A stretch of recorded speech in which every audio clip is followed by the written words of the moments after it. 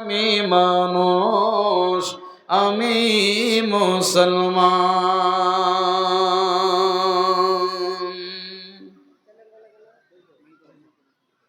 সম্মানিত আজকের সভার সুযোগ্য স্বনামধন্য সভাপতি সাহেব, উপস্থিত উলামায়ে কিরাম, মাশায়েখ এযাম, সামনে বসে থাকা দিন প্রিয়, ইসলাম প্রিয় আমার বয়স্ক আব্বাজানেরা, তরুণ যুবক ভাইরা, এক পাশে বসে থাকা আল্লাহওয়ালি মা ও বোনেরা, সকলকে জানাই আন্তরিক সালাম, শুভেচ্ছা, অভিনন্দন, ভালোবাসা। সকলেই আমার সালামের উত্তরটা দেবেন, আসসালামু আলাইকুম ওয়া রাহমাতুল্লাহ। সর্বাগ্রে মহামনিবের দরবারে জানাই লাখো কোটি শুকরিয়া, যে মহান রব প্রতি বছরে নেই মাদ্রাসা প্রাঙ্গণে বাৎসরিক আয়োজিত ধর্মীয় সভায় বক্তা, শ্রোতা, কমিটি সকলকে একত্রিত হওয়ার তৌফিক এনায়াত করেছেন। সে আল্লাহর প্রশংসা করে শেষ করা যায় না, যে মহামনিব আমার আপনার সারা বিশ্বের খালেক ও মালিক, যার হাতে আমার আপনার সুখ দুঃখ, হাসি কান্না, যে মহান আল্লাহ রব্বুল আলামিনের আদেশে পূর্ব দিকে সূর্য উঠে পশ্চিমে ডোবে, তিনি হচ্ছেন আল্লাহ, যার প্রশংসা করে শেষ করতে পারবো না। তবে আল্লাহকে খুশি করার উদ্দেশ্যে, আল্লাহর বড়াই বয়ান করার উদ্দেশ্যে আমরা সকলেই প্রাণ খুলে, মন ভরে, মন উজাড় করে আল্লাহকে খুশি করার জন্য সকলে বলুন আলহামদুলিল্লাহ। এতগুলো শ্রোতা, এতগুলো সংখ্যায় মানুষ, ভাই একবার আল্লাহর নামটা এমনভাবে নেন যাতে আল্লাহ আমাদের প্রতি রাজি ও খুশি হয়ে যান। মোহাব্বতের সাথে একবার সকলে বলে উঠি আলহামদুলিল্লাহ। অতঃপর দরুদ ও সালাম, শান্তি রহমত বর্ষিত হোক প্রিয় নবী, দয়ার কান্ডারি, এতিমের বন্ধু, ইমামুল মুরসালিন, খাতামান নবিয়্যিন, রাহমাতুল লিল আলামিন, জনাবে মুহাম্মদ রাসূলুল্লাহ সাল্লাল্লাহু আলাইহি ওয়াসাল্লাম। আল্লাহুম্মা সাল্লি আলাইহি, আল্লাহুম্মা বারিক আলাইহি। সম্মানিত শিক্ষিত দিনী ভাইরা, আমি আপনাদের সম্মুখে পবিত্র কোরআন থেকে দুইখানা আয়াত তেলাওয়াত করেছি এবং একটি হাদিসে কুদসি আমি আপনাদের সামনে সবেমাত্র পাঠ করলাম। এই আয়াত ও হাদিসকে ইনশাআল্লাহ আমি সামনে রেখে, আমার সংক্ষিপ্ত আলোচনা রেখে আপনাদের কাছ থেকে আমি বিদায় সমাপনে নেব। আমার মাবুদের কাছে প্রথমত প্রার্থনা, ইয়া রব, ইয়া লাহাল আলামিন, আল্লাহ আমাকে সঠিক হাদিস ও কোরআনের আলোকে আলোচনা করা তুমি তৌফিক দান করো। আল্লাহুম্মা আমিন, ওয়া মা তৌফিকি ইল্লা বিল্লাহ। সম্মানিত দিনী ভাইরা এবং মা ও বোনেরা, এতক্ষণ পর্যন্ত আপনারা চেঁচামেচি করলেন, কথা বললেন, মার্কেট করলেন, অবাধ ঘোরা ফেরা, মহিলা পুরুষ একই সঙ্গে। এবার রাত অনেক হতে আসছে, এই জন্য আপনাদেরকে আমি আবার নতুনভাবে দাওয়াত দিচ্ছি। আপনারা এসে মূল্যবান টাইমকে, সময়কে কাজে লাগার চেষ্টা করুন। যেহেতু এই আরামকে বিসর্জন দিয়ে, গরম লেহাফ কম্বলকে ত্যাগ করে আপনি এসেছেন দুটি হাদিস কোরআনের কথা শোনার জন্যে, আর হাদিস কোরআনের কথা শোনার বাহানায় এসে যদি আপনি আড্ডা মারেন, আল্লাহর কাছে কাল কিয়ামতের মাঠে আমাকে আপনাকে হিসাব দিতে হবে। আল্লাহ সেদিন ছাড়বেন না। আল্লাহ আমাকে আপনাকে ছেড়ে দেন, কিন্তু ছাড়বেন না। সেদিন হাসরের মাঠে এই জলসা নামে, এই জলসার পুরো মাদ্রাসা জলসার এরিয়াটা সম্পূর্ণ, যেমন এই যে সোশ্যাল মিডিয়াগুলো লাগা আছে, আমি এখন বক্তব্য রাখছি, সারা পৃথিবীতে একবারে দেখছেন বসে বসে, ঠিক এই মতো ক্যামেরা আল্লাহর সামনে ধরা পড়ছে। হাসরের মাঠে এই ক্যামেরাকে ফিট করে দেওয়া হবে। আল্লাহ সেদিন বলবেন, বান্দা, এই অমুক তারিখে তুমি এই জায়গাতে ছিলে, তোমার জায়গা ছিল জলসার পেন্ডালে বসার, এখানে না বসে তুমি আড্ডা মেরেছিলে, ঠিক কিনা বলো? সেদিন আপনি আল্লাহর কাছে কোনো কথা বলে পার হতে পারবেন না, এটাই চূড়ান্ত সিদ্ধান্ত। এই জন্য ভাই আমার, যেই সমস্ত মা বোনেরা যাদের বয়স 15, 16, 17, 18 বছরের মেয়ে ছেলে পুরুষদের সাথে ঘুরছে ফিরছে, দৃশ্যটা কেমন লাগছে আল্লাহর কাছে আপনি সেদিন জবাব দিতে পারবেন না। এই জন্যই এখনো সময় আছে, ফিরে আসুন আল্লাহর পথে, আল্লাহকে বলে আল্লাহ আমাদেরকে ক্ষমা করে দেবেন। যাই হোক, আমি আজকে আপনাদের সামনে বিষয় বক্তব্য আলোচনা করব, সেটি হচ্ছে ধৈর্য সম্পর্কে। কি বললাম বিষয়টি? একটু কথা বলেন, কি বললাম? ধৈর্য সম্পর্কে। আচ্ছা, ধৈর্য কি জিনিস? প্রতিটা জিনিসে আমাদেরকে ধৈর্য ধরতে হবে, ভালো জিনিসে, ভালো কাজে। আর যারা ধৈর্য ধরেন আল্লাহ রাব্বুল আলামিন তাদেরকে মুমিনের সিফাত, মুমিনের টাইটেল, মুমিনের লকব আল্লাহ দিয়েছেন। তবে ধৈর্য সবাই ধরতে পারে না। যারা মুমিন বান্দা হন, যারা আল্লাহর প্রকৃত মুমিন বান্দা হতে পারেন, তারাই ধৈর্য ধরতে পারেন। ধৈর্য ধরাটা সবারই জন্য সম্ভবপর কথা নয়। আল্লাহ রাব্বুল আলামিন এই জন্যই বলছেন, মুমিনকে বিশেষ করে আল্লাহ বলেছেন, আল্লাহ মুমিনকে বলছেন ধৈর্য আপনাকে কোন কোন জায়গাতে ধরতে হবে। আপনি অসুস্থ হয়েছেন, আপনাকে ধৈর্য ধরতে হবে। আপনার স্ত্রী বিছানায় পড়ে আছেন, আপনাকে ধৈর্য ধরতে হবে। আপনি চাকরির জন্য অ্যাপ্লাই করেছেন, আল্লাহর কাছে আপনাকে দোয়ার সঙ্গে সঙ্গে আপনাকে ধৈর্য ধরতে হবে। আপনার একটা কুরবানি খাসি ছিল, বাড়িতে আদর করে যত্ন করে মানুষ করলেন, একদিন আগে মারা গেল, আপনাকে কাঁদতে হবে না, ধৈর্য ধরতে হবে। আপনার কলিজার টুকরো সন্তান একটাই, 10 বছর হয়ে গেল বিয়ে হওয়া, সারা পৃথিবীতে ডক্টর কবিরাজ যত ছিল, ওষুধ মেডিসিন খেয়ে আপনি পেলেন না, 10 বছর পর একটা আদরের সন্তান পেলেন, হঠাৎ করে অসুস্থ হয়ে বাচ্চাটা মারা গেল, আপনাকে ধৈর্য ধরতে হবে। প্রতিটা মুহূর্তে আপনাকে ধৈর্য ধরতে হবে। ধৈর্য কিসের মাধ্যমে ধরবেন? আল্লাহ বলছেন, বিসমিল্লাহির রহমানির রহিম, ইয়া আইয়ুহাল্লাযীনা আমানুস্তাঈনু বিস-সাবরি ওয়াস-সালাম।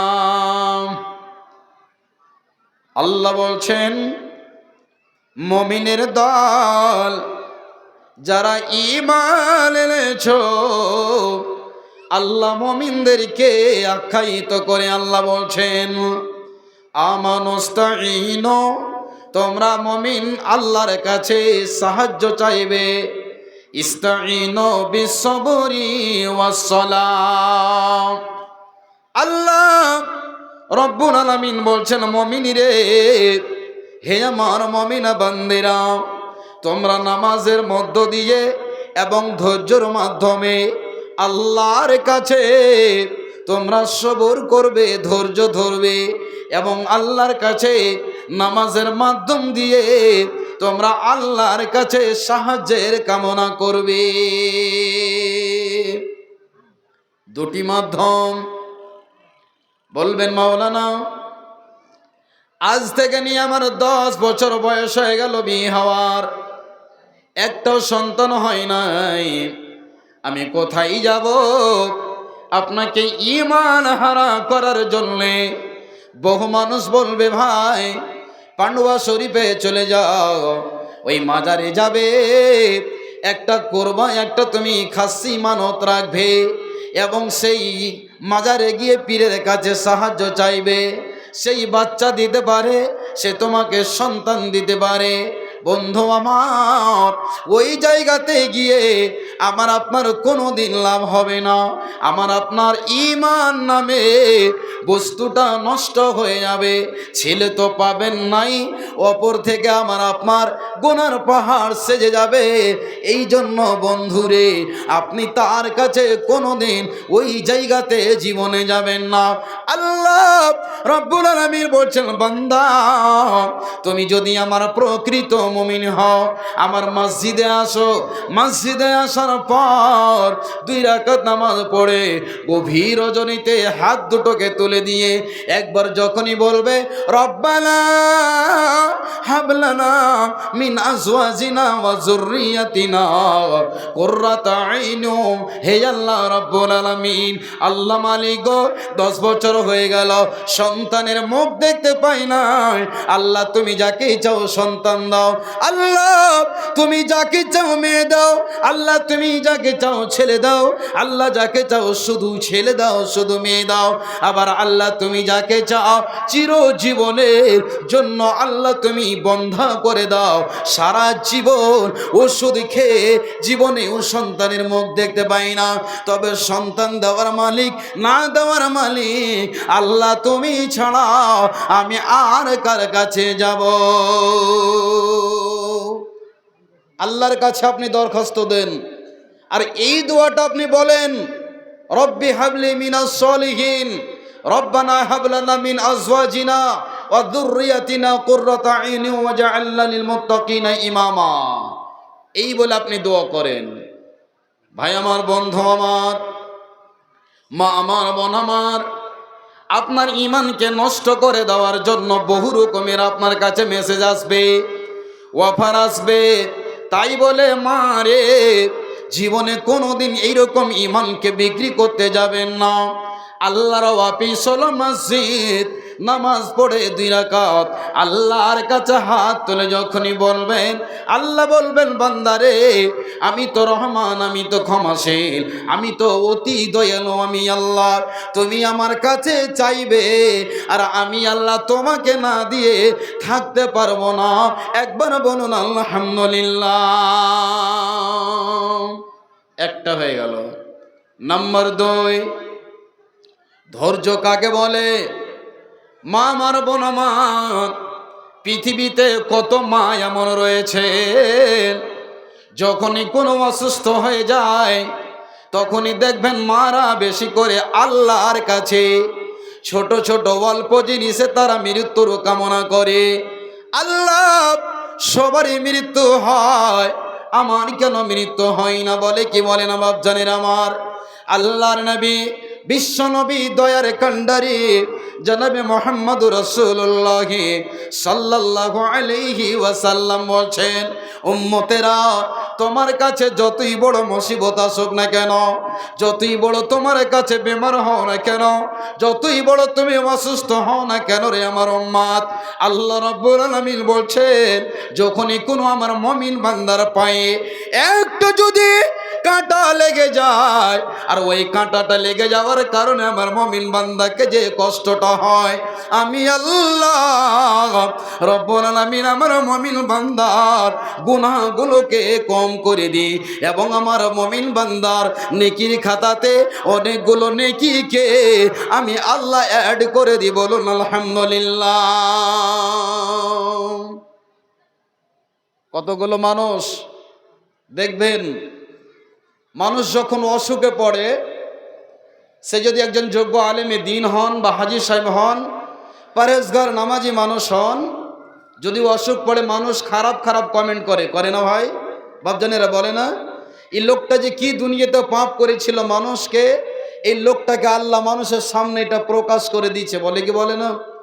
আল্লাহ দেখাইছে মানুষের সামনে।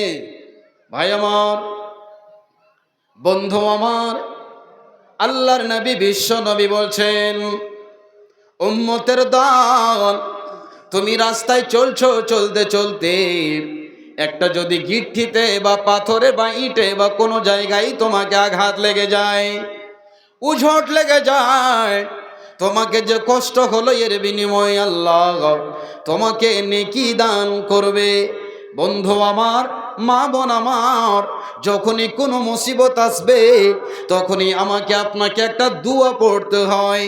আল্লাহর কোরআন বলছেন, আল্লাহ বলছেন, ইদা আসাবাতুহুম মুসিবা ক্বালু ইন্না লিল্লাহি ওয়া ইন্না ইলাইহি রাজিউন। এই দোয়াটা আমরা কখন পড়ি বাপজান বলেন তো? যখন কোনো মানুষ মারা যায় তখন আমরা এই দোয়াটা পড়ি, তাই তো? কিন্তু আল্লাহ বলছেন, ইদা আসাবাতুহুম মুসিবা, যখনই তুমি মুসিবতগ্রস্ত হবে, শুধু মানুষ মরলেই এটা মুসিবত নয়, তোমার মা মরেছে এটাই মুসিবত নয়, তোমার বাবা মরেছে মুসিবত নয়, তোমার আব্বা মালদা যাচ্ছিল রাস্তাতে অ্যাক্সিডেন্ট হয়ে পাটা ভেঙে গেল, এটা একটা মুসিবত কিনা বাপজি বলেন তো? যখনই আপনাকে ফোন করে বলবে ভাই আব্দুল্লাহ তোমার আব্বা এই মালদা এখানে অ্যাক্সিডেন্ট হয়ে গেছে, পা ভেঙে গেল, আমরা হসপিটালে নিয়ে গেলাম অ্যাম্বুলেন্সে করে, আপনাকে আমাকে বলতে হবে ইন্না লিল্লাহি ওয়া ইন্না ইলাইহি রাজিউন। এই দোয়াটার অর্থ হচ্ছে এটা, ইন্না নিশ্চয়, লিল্লাহি যাহা কিছু হচ্ছে আল্লাহর জন্য, আল্লাহর পক্ষ থেকেই হয়। ভাই আমার, বন্ধু আমার আল্লাহ বলছেন ইদা সাবাতুহুম মুসিবা, যখনই তোমার কোনো মুসিবত আসবে তখন তুমি কি বলবে? ক্বালু, তোমরা বলো ইন্না লিল্লাহি ওয়া ইন্না ইলাইহি রাজিউন। আচ্ছা, আপনার আব্বা 10 বছর থেকে প্যারালাইসিসের অসুখে পড়ে আছে, এটা মুসিবত নয়? একটু হ্যাঁ না বলেন, মুসিবত কি না? মুসিবত। আপনি এমন একটা বিজনেস করেছিলেন, আপনার গোডাউনে আগুন লেগে গেল, গোডাউনটা জ্বলে পুড়ে শেষ হয়ে গেল, একটা মুসিবত কি না? আল্লাহ বলছেন বান্দারে, যখনই মুসিবত আসবে তখনই তোমরা ইন্না লিল্লাহি ওয়া ইন্না ইলাইহি রাজিউন পড়বে। তবে আল্লাহ বলছেন বান্দা তোমরা খবরদার, ওই বিপদের সম্মুখীন যে হয়েছেন তাকে তোমরা খারাপ কমেন্ট করবে না। এই লোকটা জীবনে বড় পাপ করেছে, এই লোকটা ওর জমিনকে দাবিয়ে নিয়েছে, ওই লোকটা তার টাকা মেরে নিয়েছে, এই জন্য আল্লাহ হয়তো তাকে দুনিয়াতে দেখাচ্ছেন। বন্ধুরে, আল্লাহ রাব্বুল আলামিন বলছেন বান্দা, যদি কোনো মানুষকে কোনো অসুখ হয় তবে আমি আল্লাহ এই দুনিয়াতে তাকে সাজা দিয়ে গুনাহগুলোকে মাফ করিয়ে দিই। বলুন সুবহানাল্লাহ।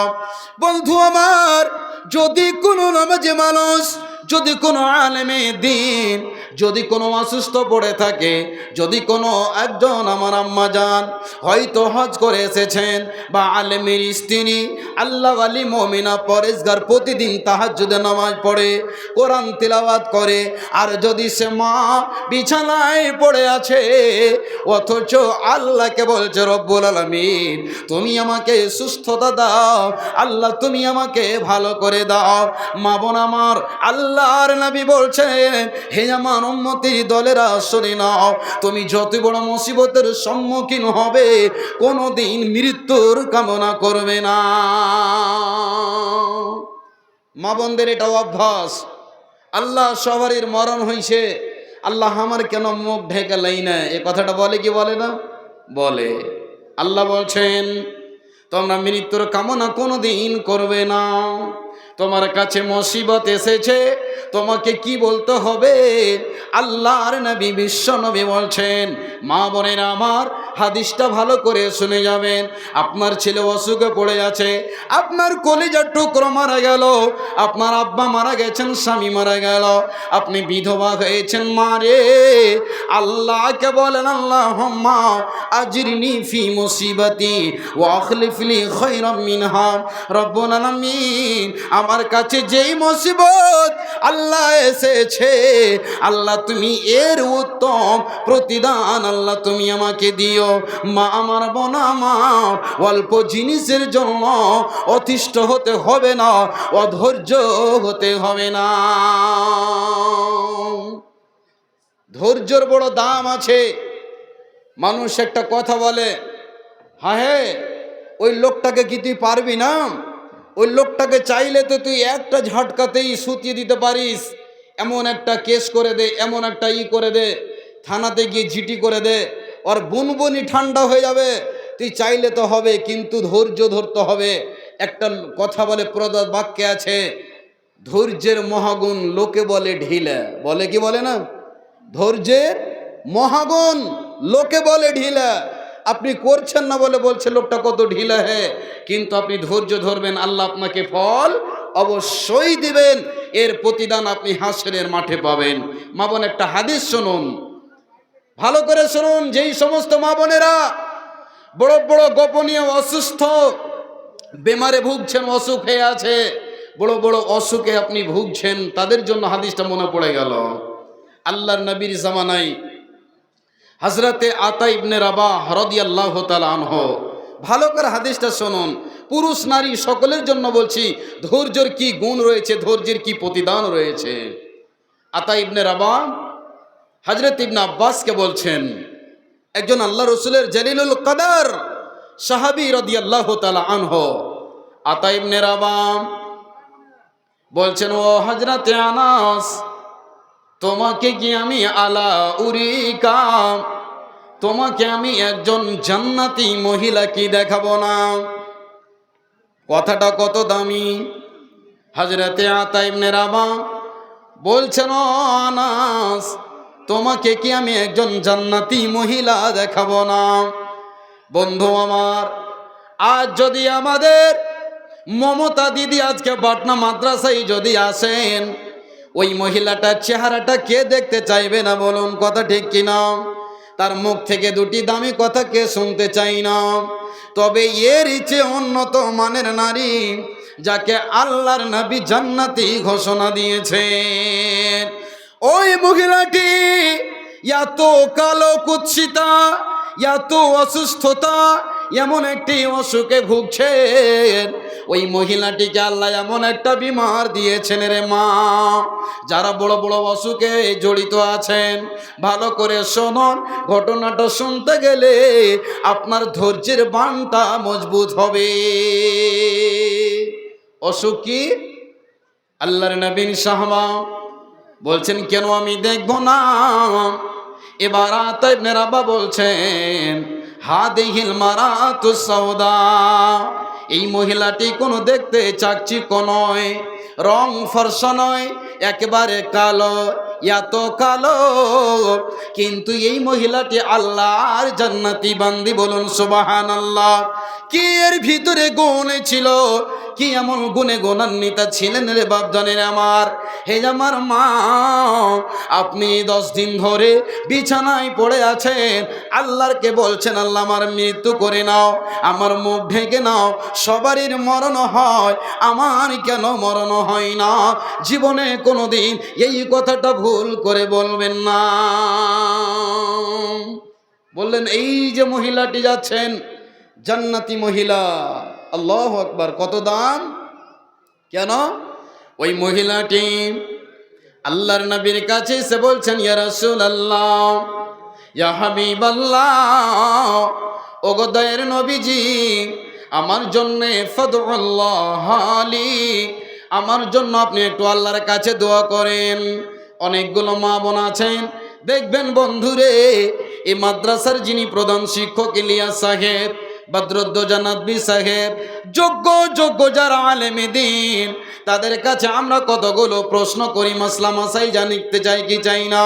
ওই মহিলাটি এসে বলছেন, নবীজি আপনি আমার জন্য একটু দোয়া করেন।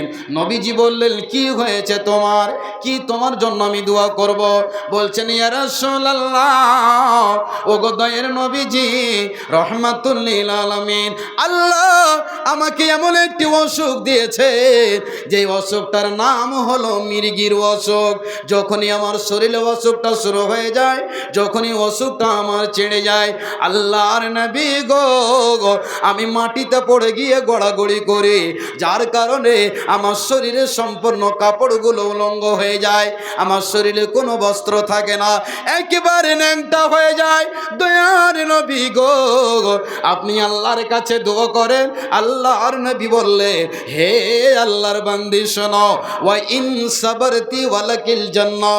নবীজি বললেন, ওরে আল্লাহর বান্দি শোনো, তুমি যদি ধৈর্য ধরতে পারো, তুমি যদি সবর করতে পারো, আল্লাহ তোমাকে এর বিনিময়ে জান্নাত আল্লাহ রাব্বুল আলামিন তোমাকে দান করবে, বলুন সুবহানাল্লাহ।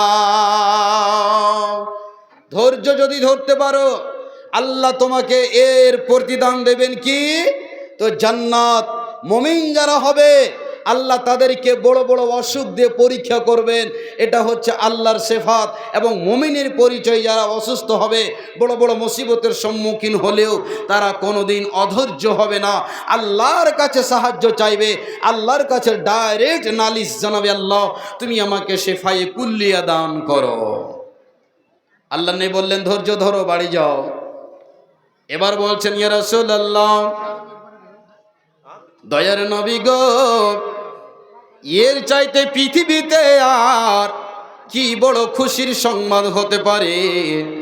এর চাইতে বড় শুভ সংবাদ আর কি হতে পারে? আমি একজন কালো মহিলা, আমি একজন গরিব ঘরের মেয়ে, আর আল্লাহ যদি আমাকে জান্নাতের প্রতিদান দেন, তবে আমি আর এই অসুখ থেকে ভালো হতে চাই না। কিন্তু দয়ার নবী গো, আর একটা আপনার কাছে আমি দরখাস্ত জানাই, আল্লাহর কাছে আপনি আমার জন্য দোয়া করেন। সেই দরখাস্তটা হলো কি, ওয়া ইন্নী আতাকাশাফু ইয়া রাসূলুল্লাহ, দয়ার নবী গো, যখনই অসুখটা আমার শুরু হয়ে যায় তখনই আমি মাটিতে গড়াগড়ি করি। বন্ধু আমার, আল্লাহর নবীজি আমার জন্য দোয়া করেন যাতে এর পরে আমার শরীর থেকে কাপড়গুলো আর খসে না যায়, আমি যেন উলঙ্গ না হয়ে যায়। আল্লাহর নবী বিশ্ব নবী বললেন, ঠিক আছে রে আল্লাহর বান্দি, যাও যাও, আমি আল্লাহর কাছে তোমার জন্য দোয়া করলাম, তোমার আর আগামী দিনে কোনো দিন শরীর থেকে কাপড়গুলো খসবে না। তবে কিন্তু ধৈর্য ধরো, আল্লাহ এর প্রতিদান, আল্লাহ তোমাকে জান্নাত দান করবে। একবার বলুন সুবহানাল্লাহ। ভাই আমার, বন্ধু আমার, মা আমার, আজকে আপনার মা, আপনার বেটি, আপনার কোনো আত্মীয় স্বজন বিছানায় 10 বছর ধরে প্যারালাইসিসের অসুখে পড়ে আছে, পাটা আপনার ভেঙে আছে, আপনি ন্যাংড়া হয়ে পড়ে আছেন, বার আল্লাহকে বলছেন, আল্লাহ তুমি আমাকে মৃত্যু দাও, আল্লাহ তুমি আমাকে মত দিয়ে দাও। আল্লাহ বলছেন এটা মুমিনের গুণ নয়। যতই বড় মুসিবতের সম্মুখীন হবে, মুমিন কোনোদিন মত চাইবে না, চাইবে না, চাইবে না, চাইবে না। ঈমানের পথে অবিচল থেকে আমার মরণ যেন হয়, ঈমানের পথে অবিচল থেকে আমার মরণ যেন হয়। তোমারই কাছে মিনতি আমার, হে প্রভু দয়াময়, ঈমানের পথে অবিচল থেকে আমার মরণ যেন হয়। বলুন আল্লাহুম্মা আমিন। ভাই, আপনি তো গুনাহগার মানুষ, আমাকে তো অসুখ হতেই পারে, বিপদের সম্মুখীন হতেই পারি।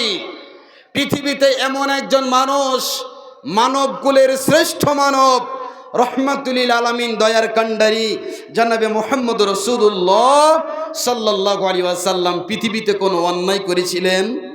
কোনো ভুল করেছিলেন? কোনো মানুষকে কষ্ট দিয়েছিলেন? জীবনেও আপনি প্রমাণ করতে পারবেন না। পৃথিবীর কোন মানুষ ইতিহাস তুলে বলতে পারবে না যে বিশ্ব নবী, রহমতের নবী, দয়ার কান্ডারি জীবনে একটা কোনো মানুষকে কষ্ট দিয়েছিল। কিন্তু বিশ্ব নবী যখন মৃত্যু মুখে শায়িত, মৃত্যুর কবলে যখন নবীজি ঢলে যাচ্ছেন, নবীজির শরীরে কত জ্বর, শরীরে কত টেম্পারেচার, কত জ্বর। আজ পৃথিবীতে মানুষ এই জ্বর নামে অসুখে আক্রান্ত, বেশিরভাগ প্রায় মানুষকে এখন বর্তমানে টাইফয়েড জ্বর হয়ে যাচ্ছে, আর এই অসুখে কতগুলো মানুষও মারা গেল। তো ভাই, আমি যেই কথাটা বলছিলাম, আল্লাহর নবী পৃথিবীতে কোনো দিন অপরাধ করেননি, অথচ নবীর শরীরে কত জ্বর। আল্লাহর নবী বিশ্ব নবী বলেন, বিশ্ব নবীর শরীরে কত জ্বর ছিল। নবীজি বললেন, সাহাবারা, একটা মানুষের শরীরে যদি 105 ডিগ্রি যদি জ্বর হয়ে যায়, আপনারা শিক্ষিত মানুষ, অনেকগুলো এখানে ডক্টর আছেন, যখনই থার্মোমিটার বগলে লাগা হবে, যখনই জিহবার তলে লাগা হবে, 105 যদি ডিগ্রি জ্বর হয়ে যায়, তাপমাত্রা হয়ে যায়, ডক্টর তাকে আর ওষুধ দেবে না, সঙ্গে সঙ্গে এমার্জেন্সিতে পাঠিয়ে দিবে। আল্লাহর নবী বিশ্ব নবীজি বলে, ওরে সাহাবারা, আমাকে দুইজন মানুষকে যতটা জ্বর তাপমাত্রা হয়, ওই অধিকাংশ দুইজন মানুষের জ্বরটা এক জায়গাতে করে যত তাপমাত্রা হয়, যত কষ্ট হয়, আমি বিশ্বনবী একাই অনুভব করেছি। বলুন সুবহানাল্লাহ। বিশ্বনবীজি জীবনে কোনোদিন অপরাধ করেননি, নবীজি ভুল করেননি, অথচ আমার আল্লাহ নবীকে জীবনের সাথে এত কষ্ট দিলেন। আল্লাহ নবীকে কষ্টটা দিয়ে সারা পৃথিবীর মুমিনকে প্রমাণ করিয়ে দিয়েছেন, মুমিনরে তোমরা জীবনে কোনোদিন কোনো আলেমের ব্যাপারে আঙ্গুল উঠাবে না, তোমরা জীবনে কোনোদিন একজন তাহাজ্জুদ গোজার মানুষের ব্যাপারে তোমরা দোকানে চচ্চড়াতে কোনো জায়গাতে তার ব্যাপারে মুখ খুলবে না। দেখো দেখো রে, এই মৌলানা জীবনে কত পাপ করেছে, মানুষের সামনে আল্লাহ প্রমাণ করে দিয়েছে। এই কথাটা জীবনে বলবেন না। আল্লাহ বলছেন, বান্দা যারা মুমিন হয় আমি তাদেরকে দুনিয়াতে কষ্ট দিয়ে তার গুনাহগুলোকে শেষ করে দিই। কেমন? যেমন চৈত্র বৈশাখ মাসে আল্লাহর নবী বলছেন, যেমন চৈত্র বৈশাখ মাসে প্রবল বেগে বাতাস যা চলে, দেখবেন বন্ধু আমার, যখনই বাতাসগুলো চলে সম্পূর্ণ পাতাগুলো ঝরে ঝরে মাটিতে পড়ে যায়।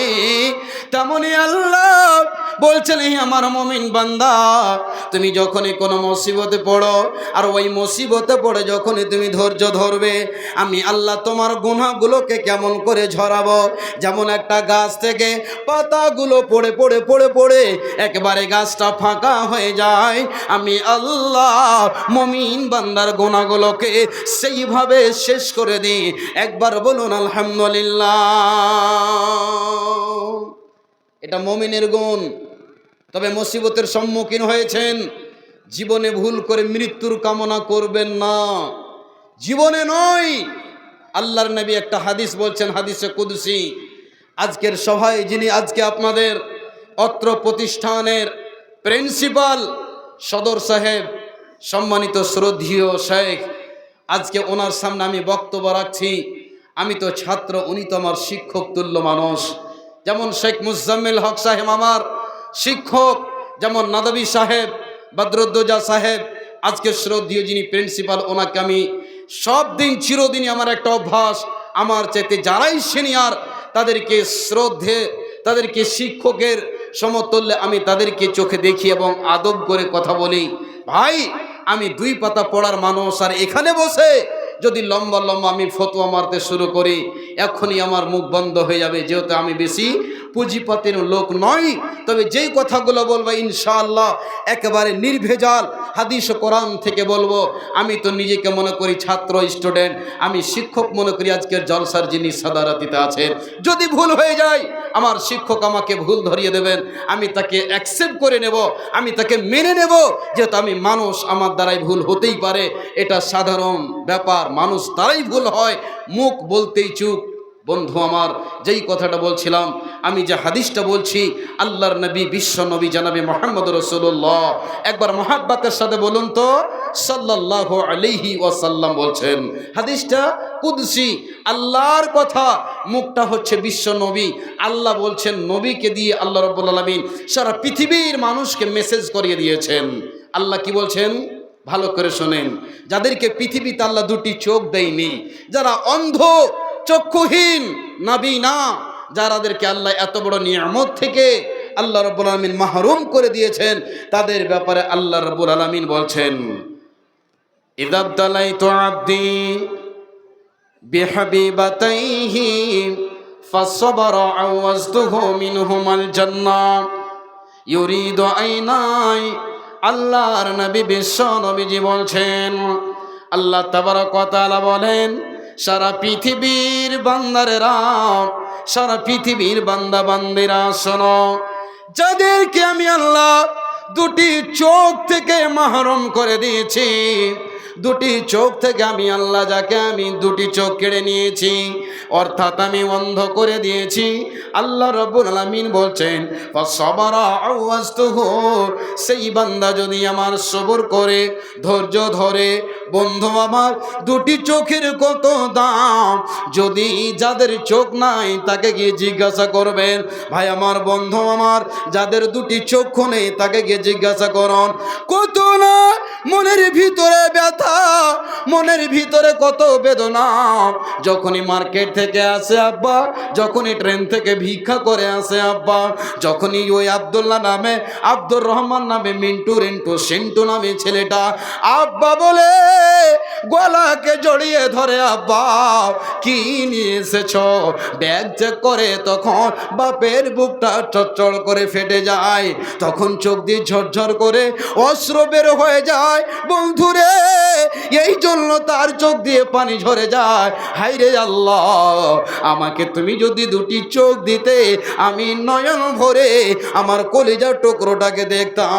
আজকে আমার কলিজার টুকরো মুখখানা কেমন দেখতে পাই না, চোখে হাত বোলায়, গালে চুমা দেয়, কিন্তু ওই অন্ধ মানুষটা ওই যে নিজের সন্তানের চোখ চেহারাকে দেখতে পাই না। আল্লাহকে বলে, আল্লাহ রব্বুল আলামিন গো, আমি তোমাকে, আল্লাহ তোমার ব্যাপারে আমি কোনো অভিযোগ জানাই না, আমি কোনো অভিযোগ দায়ের করি না। রব্বুল আলামিন, যদি আমার দুটি চোখ থাকতো, আল্লাহ মন ভরে নিজের বিবির মুখখানা দেখতাম। মায়ের মুখ দেখতে পাই না, ছেলের মুখ দেখতে পাই না। যেদিন অন্ধ বাপ নিজের বেটির বিয়ে দিয়ে বিদায় করবে, আমরা, আমাদের প্রথা আছে বন্ধুরে, বিয়ের আগা দিন আমরা কি করি, মেয়ে ও ছেলেগুলোকে থোবড়া আমরা খাওয়াই কি খাওয়াই না? খাওয়াই তো। আচ্ছা, আপনাদের শামসি এলাকাতে, বাটনা এরিয়াতে থুবড়া খাওয়া সিস্টেম আছে ভাই? আছে, অবশ্যই আছে, আমি জানি। তো সবাই পালা পালা করে খাওয়ায় আর টাকা লাই। আচ্ছা বলেন, যদি ওই মেয়ের বাপটা অন্ধ হয়, যেদিন জীবনে কোনো দিন এমনই একটা মনের ভিতরে ব্যথা বেদনা, সবাই খাওয়াচ্ছে থোবড়া, আদর করে মেয়ের মুখে দিচ্ছে, এবারে কেউ বলছে মেয়ের বাবাকে ডাকো, হাফিজ সাহেবকে ডাকো। বন্ধুরে, ঠান্ডার দিলে কম্বলের ভিতরে মুখ গুজে অন্ধ বাবা ঝরঝর করে কাঁদছে, আর মেয়েরা ঝাঁকের ঝাঁকে গীত গাইছে, সব খাওয়াচ্ছে। যখনই ডাকা হয়েছে, হাফিজ সাহেব আপনার মেয়েকে কি আপনি থোবড়া খাওয়াবেন না, তখন কুক ছেড়ে কেঁদে বলছে, ভাই রে, আমাকে তোমরা বাধ্য করিও না, যার মুখে আমি থোবড়া তুলিয়ে দেব সেই মেয়েটার মুখ কি আমি দেখতে পাই? মেয়ের মুখটা দেখতে যদি না পাই, তো ওই আমার মুখখানা, আমার হাতখানা আমার মেয়ের মুখে যাবে কি যাবে না, কে ধরবে? ভাই আমার, বন্ধু আমার, যখনই অন্ধ বাপ ওই মেয়ের মুখে খাবারটা দিতে যায়, মুখে যায় না, ওই মেয়ে আদর করে অন্ধ বাপের হাতটাকে টেনে নিয়ে মুখে দিয়ে দেয়, তখন ঝরঝর করে চোখ দিয়ে অন্ধ মানুষটার চোখ দিয়ে পানি বয়ে যায় কি যায় না? আল্লাহর নবী বলছেন, উম্মতিরা রে, যদি এই মুসিবতের সম্মুখীন হও, আর তোমরা যদি ধৈর্য ধরতে পারো, সেই নারী হোক পুরুষ হোক, যদি আল্লাহকে বলে, আল্লাহ এর প্রতিদান তুমি আমাকে হাসরের মাঠে আল্লাহ দিও। আল্লাহ বলছেন, বান্দারে ধৈর্য ধরো, সবর করো, আমি আল্লাহ তোমাকে এর প্রতিদান, এর চেয়ে উত্তম প্রতিদান দেব। এই যদি ধৈর্য ধরতে পারে একজন অন্ধ মানুষ, আল্লাহ কি দিবেন? কিয়ামতের মাঠে আল্লাহ সেদিন ওই অন্ধ মানুষটাকে ডাকবেন, এই আমার বান্দা, বলো তোমার কোনো মনের ভিতরে ব্যথা বেদনা আছে নাকি বলো? সেদিন বলবে, রব্বুল আলামিন আল্লাহ আমি একটা আপনাকে কথা জানাতে চাই, আল্লাহ বড় নিয়ামত থেকে আমাকে মাহরুম করে দিয়েছিলেন। আল্লাহ আমি অভিযোগ জানাইনি, রব্বুল আলামিন গো আমাকে আপনি আজকে যা দেবেন এর প্রতিদান আপনার খুশিতে মনে।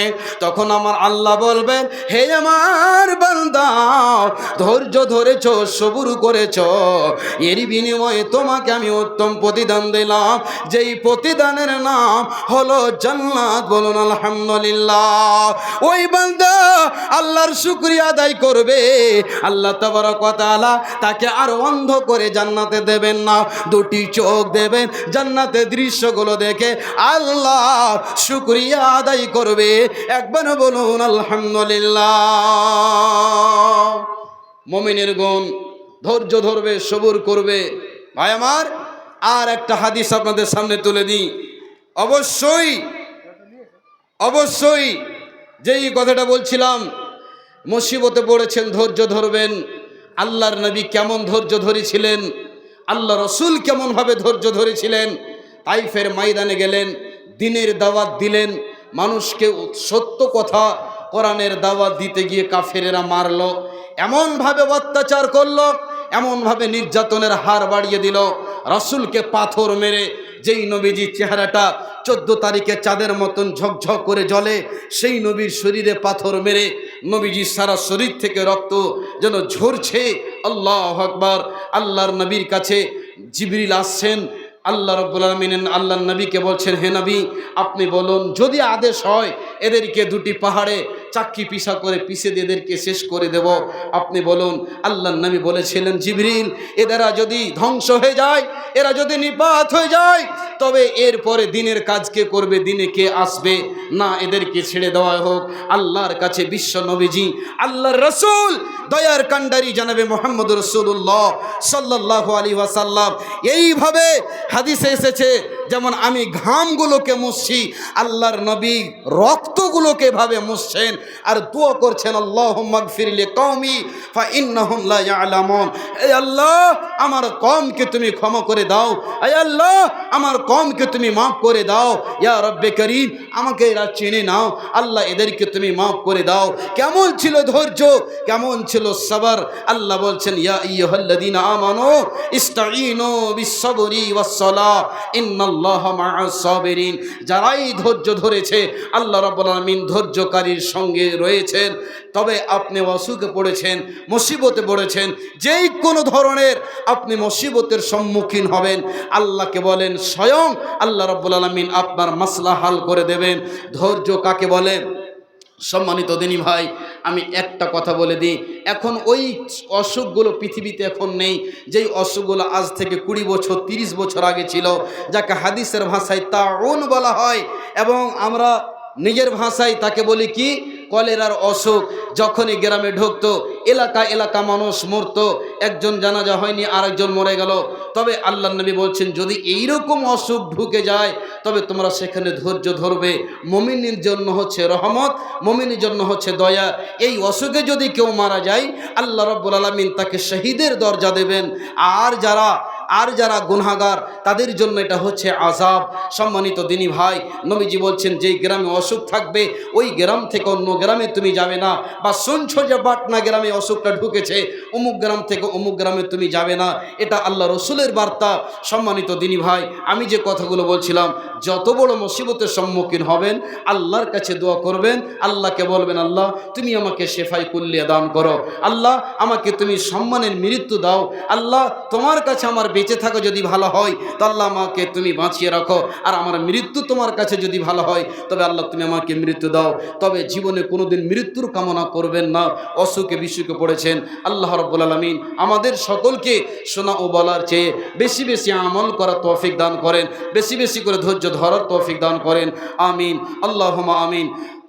যাই হোক, এখান থেকে আমার বক্তব্য শেষ করলাম। যদি ভাষাগত ত্রুটি হয় ক্ষমা দৃষ্টিতে দেখবেন। আল্লাহ রাব্বুল আলামিন আমাদের সকলকে যেন কবুল করেন। রব্বুল আলামিন যারা অসুস্থ আছেন তাদেরকে শিফা দাও। রব্বুল আলামিন যারা মনের দিক দিয়ে অশান্তি জীবনযাপন করছে, আল্লাহ শান্তির জীবন দাও। আসসালামু আলাইকুম ওয়া রাহমাতুল্লাহি ওয়া বারাকাতুহু। আসসালামু আলাইকুম। আমাদের